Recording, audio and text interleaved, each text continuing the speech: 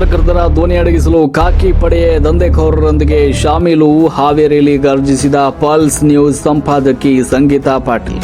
ಹಾವೇರಿ ಜಿಲ್ಲೆಯಲ್ಲಿ ದಿನೇ ದಿನೇ ಮಿತಿ ಮೀರ್ತಾ ಇರುವ ಅಕ್ರಮ ಪಡಿತರ ಅಕ್ಕಿ ದಂಧೆ ಮತ್ತು ಅದನ್ನು ವರದಿ ಮಾಡಲು ಹೋದ ಪತ್ರಕರ್ತರ ಮೇಲಿನ ದೌರ್ಜನ್ಯದ ವಿರುದ್ಧ ಧ್ವನಿ ಸಂಘಟನೆ ಹಮ್ಮಿಕೊಂಡಿದ್ದ ಪ್ರತಿಭಟನೆಯಲ್ಲಿ ಇವತ್ತು ಆಕ್ರೋಶದ ಜ್ವಾಲೆ ಎದ್ದಿದೆ. ಈ ಹೋರಾಟದ ದೃಶ್ಯಾವಳಿಗಳನ್ನು ಗಮನಿಸಿದ್ರೆ ಪತ್ರಿಕಾ ರಂಗದ ಸುರಕ್ಷತೆ ಎಷ್ಟು ಕೆಳಮಟ್ಟಕ್ಕೆ ಕುಸಿದಿದೆ ಅನ್ನೋದು ಸ್ಪಷ್ಟವಾಗ್ತಾ ಇದೆ. ಈ ಘಟನೆ ಕುರಿತು ನಮ್ಮ ಮಾಧ್ಯಮಗಳೊಂದಿಗೆ ಅತ್ಯಂತ ಖಡಕ್ ಆಗಿ ಮಾತನಾಡಿರುವ ಪಲ್ಸ್ ನ್ಯೂಸ್ ವಾಹಿನಿಯ ಪ್ರಧಾನ ಸಂಪಾದಕಿ ಸಂಗೀತಾ ಪಾಟೀಲ್ ಅವರು ಪೊಲೀಸ್ ಇಲಾಖೆಯ ತಾರತಮ್ಯ ಧೋರಣೆ ಹಾಗೂ ದಂಧೆಕೋರರ ಅಟ್ಟಹಾಸದ ವಿರುದ್ಧ ಕ್ರಾಂತಿಕಾರಿ ಧ್ವನಿಯಲ್ಲಿ ಕಿಡಿಕಾರಿದ್ದಾರೆ. ಕುರಿತು ಸಂಪೂರ್ಣ ವಿಶೇಷ ವರದಿ ಇಲ್ಲಿದೆ ನೋಡಿ. ಹೌದು, ಪಲ್ಸ್ ನ್ಯೂಸ್ ಸಂಪಾದಕಿ ಸಂಗೀತಾ ಪಾಟೀಲ್ ಅವರ ಈ ಘರ್ಜನೆ ಇಡೀ ಹಾವೇರಿ ಜಿಲ್ಲಾ ಖಾಕಿ ಪಡೆಗೆ ಕಪಾಳ ಮೋಕ್ಷ ಮಾಡಿದಂತಿದೆ. ಕಳ್ಳ ಸಂತೆಕೋರರು ಮತ್ತು ಅಕ್ರಮ ದಂಧೆ ನಡೆಸುವವರ ವಿರುದ್ಧ ಕಠಿಣ ರೌಡಿ ಶೀಟರ್ ಓಪನ್ ಮಾಡಿ ಜಿಲ್ಲೆಯಿಂದ ಗಡೀಪಾರು ಮಾಡೋ ತನಕ ನಮ್ಮ ಹೋರಾಟ ನಿಲ್ಲೋದಿಲ್ಲ ಅಂತ ಧ್ವನಿ ಸಂಘಟನೆಯ ಪದಾಧಿಕಾರಿಗಳು ಒಕ್ಕೊರಲಿನಿಂದ ಸಾರಿದ್ದಾರೆ. ಈ ನ್ಯಾಯಯುತ ಹೋರಾಟದ ಮುಂದಿನ ನಡೆಗಳಿಗಾಗಿ ನಮ್ಮ ರಾಷ್ಟ್ರಕ್ರಾಂತಿ ನ್ಯೂಸ್ ಹಾವೇರಿ. ಪತ್ರಕರ್ತರ ಹೋರಾಟಕ್ಕೆ ಬೆಂಬಲ ನೀಡೋದಕ್ಕೆ ಇಲ್ಲಿವರೆಗೂ ಬಂದಿರುವಂತ ರಾಜ್ಯಾಧ್ಯಕ್ಷರಿಗೆ ನಾನು ಧನ್ಯವಾದ ಹೇಳ್ತೀನಿ. ಯಾಕಂದ್ರೆ ಇಡೀ ರಾಜ್ಯಾದ್ಯಂತ ಈ ಪತ್ರಕರ್ತರ ಮೇಲೆ ಆಗ್ತಿರೋಂತ ಹಲ್ಲೆಗಳು ಇವತ್ತು ನೆನ್ನೆದಲ್ಲ, ವರ್ಷಾನುಗಟ್ಲಿಂದ ನಾವು ಈ ನೋವನ್ನು ಅನುಭವಿಸ್ತಾನೆ ಬರ್ತಿದ್ವಿ. ಯಾಕಂದ್ರೆ ನಮ್ಮ ಕುಟುಂಬಗಳನ್ನ ಬಿಟ್ಟು ನಾವು ಸಮಾಜದ ಧ್ವನಿಯಾಗಿ ಕೆಲಸ ಮಾಡ್ತಾ ಇದೀವಿ. ಆದ್ರೆ ನಮ್ಮ ಧ್ವನಿಯನ್ನ ಹತ್ತಿಕ್ಕೋ ಕೆಲಸವನ್ನ ಮೊದಲನೇದಾಗಿ ಮಾಡ್ತಿರೋದೇ ಪೊಲೀಸ್ ಇಲಾಖೆ. ನಾವು ರೆಕಾರ್ಡ್ ಮಾಡುವಾಗ ಆಗಿರ್ಬೋದು, ನಾವು ಆ ಸ್ಪಾಟ್ ಅಲ್ಲಿ ಹೋಗಿರುವಾಗ ಆಗಿರ್ಬೋದು, ಮೊದಲು ನಮ್ಮನ್ನ ಹೆದರಿಸುವಂತ ಕೆಲಸ ಮಾಡದೆ ಪೊಲೀಸ್ನವರು. ಯಾಕೆ ಇಲ್ಲಿ ಬಂದಿರಾ, ನಿಮ್ಗೆ ಯಾರು ಈ ರೈಟ್ಸ್ ಕೊಟ್ಟಿದ್ದು, ನೀವ್ಯಾಕೆ ಶೂಟ್ ಮಾಡ್ತಿದ್ದೀರಾ, ನಿಮ್ಮ ಮೇಲೆ ಕೇಸ್ ಹಾಕ್ತಿವಿ, ಈ ರೀತಿ ಒಂಥರ ಹಗ್ಗದ ಹಾವನ್ನ ಬಿಟ್ಟು ಪತ್ರಕರ್ತರಿಗೆ ಹೆದರಿಸುವಂತ ಮೊದಲ ಕೆಲಸ ಮಾಡ್ತಿರೋದೇ ಪೊಲೀಸ್ನವರು. ಅದರಲ್ಲೂ ನಮ್ಮ ಹಾವೇರಿ ಜಿಲ್ಲೆ ಇರ್ತಕ್ಕಂತಹ ಪತ್ರಕರ್ತರಿಗೆ ನಿಜವಾಗ್ಲೂ ಪೊಲೀಸ್ನವರು ಯಾವ ರೀತಿ ನೋಡ್ತಾ ಇದಾರೆ ಅಂದ್ರೆ, ಈ ನಕಲಿ ಪತ್ರಕರ್ತರನ್ನ ವಿಚಾರ ನನಗೆ ಅರ್ಥ ಆಗ್ತಿಲ್ಲ.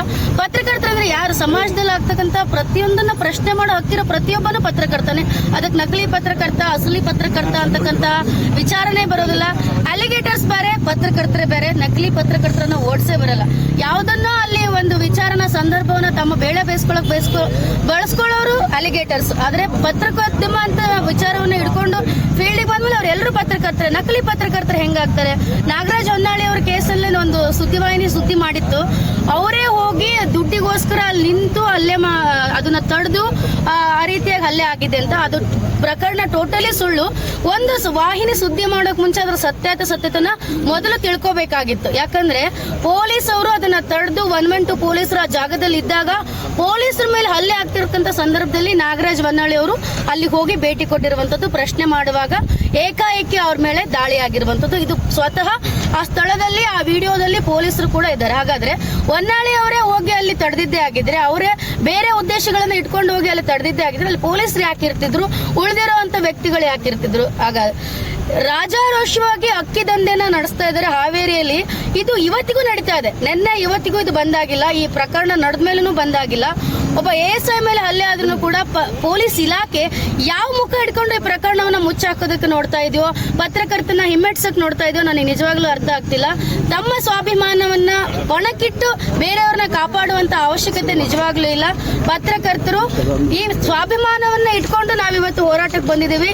ಒಬ್ಬ ನಾಗರಾಜ್ ಹೊನ್ನಾಳಿ ಅಲ್ಲ, ಒಬ್ಬ ಮುನ್ನಾ ಗೌಡ್ಗೇರಿ ಅಲ್ಲ. ಇದು ಪ್ರತಿಯೊಬ್ಬ ನಮ್ಮ ಸಮಸ್ಯೆ ಇದು. ಯಾಕಂದ್ರೆ ಇವತ್ತು ಅವ್ರಿಗಾಗಿರುವಂತದ್ದು ನಾಳೆ ನಮಗಾಗ್ಬೋದು. ಹಗಲು ರಾತ್ರಿ ಅನ್ನೋದೇ ಯಾವುದೇ ಪ್ರೊಟೆಕ್ಷನ್ ಅಂದ್ರೆ 12 ಸಾವಿರಕ್ಕೆ ಕೆಲಸ ಮಾಡ್ತೀವಿ ನಾವು. ನಮಗೇನು ಯಾವ್ದು ಗೌರ್ಮೆಂಟ್ ಪಗಾರ ಬರಲ್ಲ. ಕೋಟ್ಯಾಂತರ ರೂಪಾಯಿ ಹಗರಣಗಳನ್ನ ಹೊರಗ್ತಾ ಇದೀವಿ. ಧರ್ಮಸ್ಥಳ ಕೇಸ್ ಆಗಿರ್ಬೋದು, ಹಲವು ಕೇಸ್ಗಳಲ್ಲಿ ಈ ಡಿಜಿಟಲ್ ಮಾಧ್ಯಮದ ಬಂದಂತಹ ವಿಚಾರಗಳು ಇವತ್ತು ಕರ್ನಾಟಕದಲ್ಲಿ ಹಲವು ವಿಚಾರಗಳು ಇವತ್ತು ನಿತ್ಯವಾಗಿ ಸುದ್ದಿಯನ್ನು ಬಿತ್ತರ ಮಾಡ್ತಿದ್ದೇವೆ. ಆ ಕ್ಷಣದಲ್ಲಿ ಫ್ರಾಕ್ಷನ್ ಆಫ್ ಸೆಕೆಂಡ್ ಅಲ್ಲಿ ಸುದ್ದಿಯನ್ನ ಬಿತ್ತರ ಮಾಡ್ತೀವಿ. ಯಾವ ರೀತಿಯಾದ ನಮಗೆ ಯಾವುದೇ ಪ್ರೊಟೆಕ್ಷನ್ ಇಲ್ಲದೆ ಹೋದ್ರು, ಎಂತದೇ ರಿಸ್ಕಿ ಸಂದರ್ಭ ಬಂದ್ರು ಅಲ್ಲಿ ಹೋಗಿ ನಾವು ನಿಲ್ತೀವಿ ಅಂದ್ಮೇಲೆ ಇಲಾಖೆನ ನಮಗೆ ಅಷ್ಟೇ ಗೌರವ ಕೊಟ್ಟು ನಡೆಸ್ಕೋಬೇಕಾಗ್ತದೆ. ಪತ್ರಕರ್ತರ ಸ್ವಾತಂತ್ರ್ಯವನ್ನ ಹತ್ತಿಕ್ಕುವಂತ ಕೆಲಸವನ್ನ ಮಾಡಬೇಡಿ. ನಕಲಿ ಪತ್ರಕರ್ತರನ್ನ ಪದವನ್ನ ಬಳಕೆ ಮಾಡಕ್ಕೆ ಹೋಗ್ಬೇಡಿ. ಯಾಕಂದ್ರೆ ಸಮಾಜದಲ್ಲಾಗೋ ಪ್ರತಿ ವ್ಯಕ್ತಿನೂ ಕೂಡ ಆಗ್ತಕ್ಕಂಥ ಘಟನೆಯನ್ನ ಪ್ರಶ್ನೆ ಮಾಡೋ ಹಕ್ಕು ಈ ಸಮಾಜದಲ್ಲಿರ್ತಕ್ಕಂಥ ಕಟ್ಟ ಕಡೆಯ ವ್ಯಕ್ತಿಗೂ ಕೂಡ ಆ ಧ್ವನಿ ಇದ್ದೇ ಇದೆ. ಅದರ ಹತ್ತಿಕ್ಕುವ ಪ್ರಯತ್ನ ಮಾಡಬೇಡಿ. ಇವತ್ತಿನ ನಮ್ಮ ಹೋರಾಟ ಇದು ಕೇವಲ ಸಾಂಕೇತಿಕ ಮಾತ್ರ. ಇವತ್ತು ಬಂದಿರ್ತಕ್ಕಂಥ ಕೇವಲ ಬೆರಳೆಣಿಕೆಯಷ್ಟು ಮಾತ್ರ. ಇಡೀ ರಾಜ್ಯಾದ್ಯಂತ ನಾವೇನಾದ್ರು ಪತ್ರಕರ್ತರು ಕರೆ ಕೊಟ್ಟಿದ್ದೆ ಆದ್ರೆ ಇಡೀ ಸರ್ಕಾರ, ವಿಧಾನಸೌಧ ಕೂಡ ನಡಗಬಹುದು. ಅಷ್ಟು ಶಕ್ತಿ ನಮ್ಮಲ್ಲೂ ಇದೆ. ದಯವಿಟ್ಟು ನಾವು ಮೊದಲನೇದಾಗಿ ವಿನಂತಿ ವಿನಂತಿ ಮಾಡ್ಕೊಳ್ತಿದ್ದೇವೆ ಪೊಲೀಸ್ ವರಿಷ್ಠಾಧಿಕಾರಿಗೂ ಅಥವಾ ಮಾನ್ಯ ಜಿಲ್ಲಾಧಿಕಾರಿ ಇಬ್ಬರಿಗೂ ಕೂಡ, ಪೊಲೀಸರು ಮೊದಲು ಪತ್ರಕರ್ತರ ಈ ಸ್ವಾತಂತ್ರ್ಯವನ್ನ ಹತ್ತಿಕ್ಕೋ ಕೆಲಸವನ್ನ ಮಾಡಬೇಡಿ. Thank you.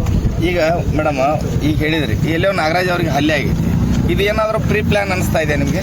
ಇರಬಹುದು. ಯಾಕಂದ್ರೆ ಮನೆಗೆ ಹೋಗ್ತಕ್ಕಂಥ ವ್ಯಕ್ತಿಯನ್ನ ಬಲವಂತವಾಗಿ ಕರೆಸಿ ಅವ್ರು ಹೇಳಿರೋ ಪ್ರಕಾರ ಮನೆಗೆ ಹೋಗ್ತಿರೋ ವ್ಯಕ್ತಿಗೆ ಬಲವಂತವಾಗಿ ಕಾಲ್ ಮಾಡಿ ಅಲ್ಲಿ ಕರೆದಿದ್ದಾರೆ ಅಂದ್ರೆ ಮುಂಚಿತವಾಗಿ ಅವ್ರಿಗೂ ಮತ್ತೆ ಏನು ಹಲ್ಲೆ ನಡೆಸಿದಂತ ವ್ಯಕ್ತಿಯ ಗ್ಯಾಂಗ್ಗೂ ಮುಂಚೆ 2-3 ಸಾರಿ ಈಗಾಗಲೇ ಹಲ್ಲೆಗಳು ನಡೆದಿತ್ತು.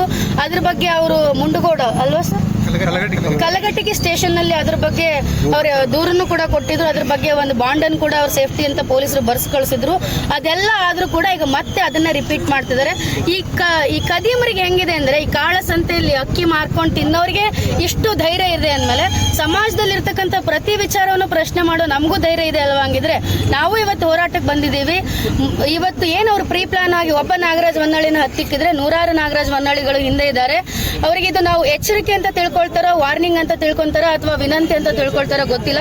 ನಾನು ಇಲಾಖೆಗನ್ನು ಸೇರಿಸಲೇ ಹೇಳ್ತಾ ಇದ್ದೀನಿ, ಪೊಲೀಸರ ಮೇಲೆ ಹಲ್ಲೆ ಆದ್ರೂ ನೀವು ಯಾಕೆ ಇಷ್ಟು ಮೀನಾಮೀಷ ಎಣಿಸ್ತಾ ಇದ್ದೀರಾ? ಜಸ್ಟ್ ಒಂದು ಸ್ಮಾಲ್ FIR ನ ಹಾಕಿ ಅವ್ರನ್ನ ಆರಾಮಾಗಿ ಓಡಾಡಕ್ ಬಿಟ್ಕೊಂಡಿದ್ದೀರಾ.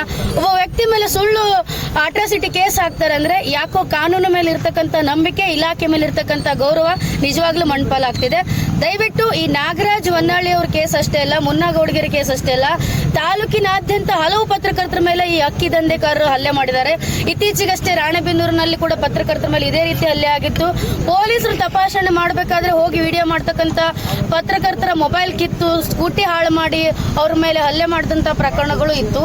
ಇಂಥ ವಿಚಾರಗಳು ಪದೇ ಪದೇ ಮುನ್ನೆಲೆ ಬಂದ್ರೆ ಇಲಾಖೆ ಇದ್ದು ವ್ಯರ್ಥ. ಇಂಥ ನಮಗೆ ನಾವಂತ ಅಲ್ಲ, ಈಗ ಪತ್ರಕರ್ತರಿಗೆ ಇಷ್ಟು ವಿಚಾರ ಇಷ್ಟು ನೋವು ಆಗ್ತಿದೆ ಅಂದ್ರೆ ಸಾಮಾನ್ಯರಿಗೆ ಯಾವ ರೀತಿ ಬೆಂಬಲ ಇದೆಯೋ ನನಗೆ ನಿಜವಾಗ್ಲೂ ಗೊತ್ತಾಗ್ತಾ ಇಲ್ಲ.